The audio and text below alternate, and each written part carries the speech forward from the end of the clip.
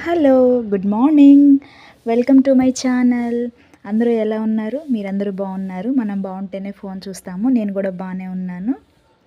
ఇవాళ బ్రేక్ఫాస్ట్ వచ్చేసి పులిహోర, lemon rice చేస్తున్నానండి. ఇంకా నిమ్మకాయ నానిచ్చాడు, నేను షాప్లో తెచ్చాను ఒక 2 నిమ్మకాయలు. నేను ఇట్లా తాలింపులో పసుపు వేస్తానండి, నాకు అట్లా వేస్తే ఇష్టం. పులిహోర కొంచెం పుల్లగా ఉంటే ఇష్టం అండి నాకు.